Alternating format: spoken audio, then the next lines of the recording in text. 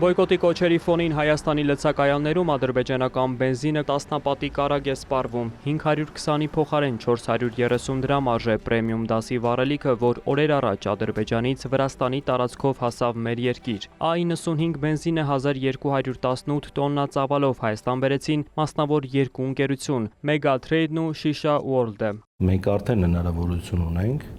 մանրածախ շուկայում մեր քաղաքացիներին առաջարկենք այնպիսի գին, որը շոշափելի տարբերվում է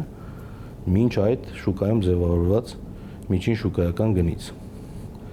Այդ հնարավորությունը ընձեռվել է, քանի որ էականորեն ավելի մատչելի վառելիք ենք կարողացել ներմուծել։ Առաջին փոխադրման համար Վրաստանը տարանցման գումար չի գանձել։ Հայկական, ադրբեջանական ու վրացական կողմերը հարցի շուրջ այժմ բանակցում են։ Վարչապետ Փաշինյանը օրերս հայտարարեց, եթե հարցը չկարգավորվի, ապա տնտեսվարողները այլընտրանքային ձևեր կփնտրեն։ Տնտեսագետները որպես այլընտրանք դիտարկում են Հայաստան-Ադրբեջան ցամաքային ուղու բացումը, իսկ մինչև այդ բիզնեսից վստահեցնում են վրացական կողմից լոգիստիկ ծախսերի ավելացման պարագայում էլ ադրբեջանական վառելիքը անհամեմատ մատչելի է լինելու։ Կառավարությունը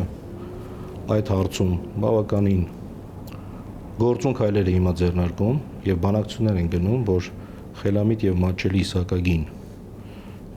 սահմանվի տարանցման այդ հատվածի համար եւ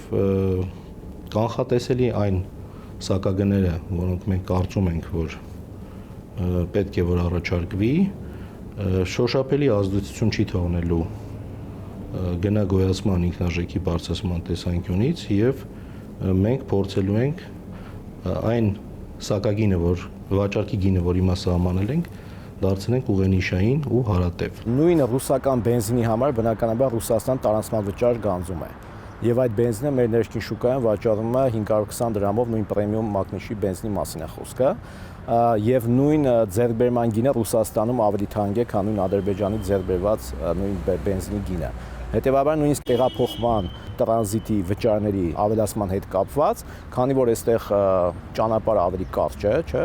լոգիստիկ ծախսերը բնականաբար ավելի նվազ կլինեն եւ հետեւաբար նաեւ գինը հնարավոր է ելի էժան լինի նույն Ռուսաստանից կամ այլ երկրներից ներկրվող բենզինից։ Հայաստանը ամենամեծ ծավալի բենզին ներկրում է Ռուսաստանից։ Անցած տարի մեր երկիր մտած 212,000 տոննա բենզինից 145,000 տոննան Ռուսաստանից է ներմուծվել։ Այս տարվա առաջին կիսամյակում դարձյալ Ռուսաստանն առաջատար է, բայց արդեն ընդհանուր չափաբաժինն էապես նվազել է 105,000 տոննայից 42,000-ը։ Հայաստանյան ընկերությունները վերջին շրջանում ռուսական վառելիքի ներմուծման խոչընդոտների են բախվում, ինչն էլ ստիպում է բիզնեսին այլընտրանքներ փնտրել։ Սա շատ կարևոր ստրատեգիական քայլ է մեր կարծիքով հենց բիզնես տեսանկյունից, որովհետև մենք ունենք վառելիք ձեռբերելու այլընտրանքային ուղի։ Մինչ այդ ամբողջ Հայաստանի ներկրումը ճնշող մեծամասնությունը կատարվում էր Վրաստանի Հանրապետության միջոցով ու ճնշող մեծամասնությամբ Ռուսաստանից ներկրվող վառելիքի տեսքով։ Բոլորին հայտնի վերջին զարգացումների արդյունքում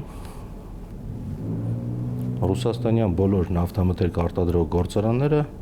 հայտնվել են սանկցիաների տակ եւ շատ վառելիքների գծով Ռուսաստանը ներքին սպառումն ապահովելու խնդիր ունի։ Հետևաբար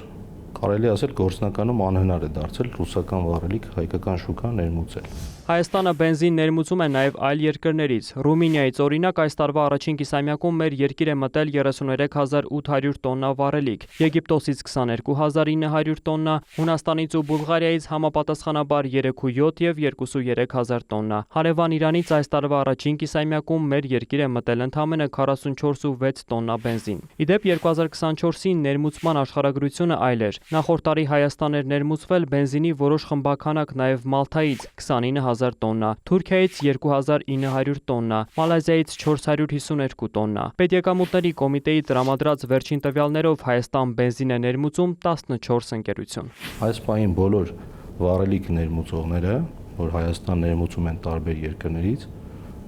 լուրջ ջանքեր են գործադրում այդ ուղղությամբ։ Ես ուզում եմ, որ հանրությունը դա հասկանա եւ գիտակցի։ Հետևաբար այս պահի դրությամբ ունենալ այլընտրանքային ուղի շատ կարևոր էր։ Շուկան դիվերսիֆիկացնել պետք է, այսինքն պետք է տարբեր աղբյուրներից այլընտրանքային մատակարարներ փնտրել, գտնել, անկախ այստեղ քաղաքական գործոնից, եթե կա հնարավորություն պետք է օգտագործել, քանի որ Հայաստանի նախ եւ առաջ պետք է տնտեսությունը զարգացնի, հզորացնի եւ այնուհետեւ նոր մնացած, ասենք, հարցերին կարելի է անդրադառնալ։ Իսկ տնտեսությունը զարգացնելու համար բնականաբար նաեւ համապատասխան պայմաններ են պետք։ Հայաստան ներմուծված ադրբեջանական բենզինը պրեմիում դասի է, անցել է որակի ստուգում, համապատասխանում է հայաստանյան չափանիշներին։ Հայաստանի Հանրապետությունը այդ տեսանկյունից չափանիշները սահմանել է ամենաբարձր սահմանաչափով, այսինքն դու անորակ վառելիք Հայաստանի Հանրապետություն ներմուծել չես կարող, եթե դու ձեռներեց ես։ Բնականաբար այդ գործընթացը կատարվել է նաև այս ապրանքային խմբականակի համար, ինքը լիարժեքորեն համապատասխանում է բոլոր ստանդարտներին, մասնավորապես Եվրո K5 ստանդարտին եւ բնականաբար հնարավորություն է ընձեռվում ազատ վաճառք իրականացնել շուկայում այս վառելիքը։ Որակն է պատճառը, որ ընկերությունների համար հարևան Իրանի շուկան գրավիչ չէ։ Նորմատիվները, որոնք սահմանված են Իրանում, զիջում են Հայաստանի Հանրապետությունում գործող նորմատիվներին։ Այլ կերպ ասած, այնինչ Իրանի պետության կողմից սահմանված ուղղություններով նորմալ է, Հայաստանի Հանրապետությունում ներկրել չի կարելի։ Սա առաջին պատճառն է։ Երկրորդ պատճառը, քանի որ վառելիքի մեջ բեռնափոխադրման ծախսերը շոշափելի դեր են խաղում ինքնարժեքի ձևավորման հարցում, պետք է փաստենք մի բան, որ Իրանի սահմանից վառելիքը գալիս է բեռնատար մեքենաներով, ոչ թե երկաթգծով, ինչը զգալիորեն թանկացնում է բեռնափոխադրումը եւ շատ ժամանակ բնակլիմայական պայմանները ներազդում են ներմուծման ծավալների վրա։ Եվս մեկ խոչընդոտ է աշխարհաքաղաքական անկայունությունը, ինչը հաճախ ազդում է արտահանումը դադարեցնելու կամ կասեցնելու որոշումների վրա։ Եվրասիական տնտեսական հանձնաժողովի խորհուրդը վերջերս որոշում ընդունեց, մինչև 2026 թվականի հունիսի 30-ը կզրոյացնի վառելիքի ներմուծման մաքսատուրքերն անդամ երկրների համար։ Որոշումը վերաբերում է նաև բենզինին։ Բիզնեսը սա կարևոր աջակցություն է համարում։ Megatrade ընկերությունը, որ կառավարում է Ranoil լցակայանների ցանցը, դիտարկում է ադրբեջանական կողմի հետ համագործակցության շարունակությունը։ Ընկերության տնօրենի խոսքով առաջիկա տարվա ընթացքում առևտուրը կարող է ընդլայնվել։ Մենք քննարկումներ ունենք, որ ներմուծենք ինչպես 92 տեսակի վառելիք, այդպես էլ դիզելային վառելիք։ Եվ սա փորձնական խմբականակ էր։ Առաջիկա տարվա համար մենք պլանավորում ենք ներմուծել արդեն որպես հիմնական գործընկերներ մշտական ռեժիմով եւ բոլոր վառելիքները, որոնք որ սահմանված են, սովորաբար վաճառել մեր բենզալցակայաններում, այդ բոլոր վառելիքների գծով առաջարկներ կարծում եմ կլինեն։ Ադրբեջանական բենզինի ներմուծումը հանրային դաշտում սուր արձագանք առաջացրեց, սոցիալական ցանցերում հնչեցին բոյկոտի, ավելի ծայրահեղ դեպքերում բռնության կոչեր։ Բնականաբար բոլորին հետևողական ենք լինելու, պատկան մարմինները կզբաղվեն այդ ամեն ինչով, եթե նման օրինակ երևույթները փորձեն կրկնվել կամ շարունակական լինել, բայց մեր լցակայանները առաջին աշխատանքային օրը, երբ սկսել ենք վաճառել ադրբեջանական բենզինը, աշխատել են իրենց բնականon ռեժիմով։ Այս պարագայում խոսել, այսինքն դերևս թշնամանքի մասին, ես կարծում այդքան տեղին չի։ Եթե մենք վերցնենք այսինքն ընդհանուր պատմության դասերը, նույն Ճապոնիայի, նույն Գերմանիայի օրինակը, որոնք իրենք հենց պատերազմի ավարտից հետո իրենց հենց արդեն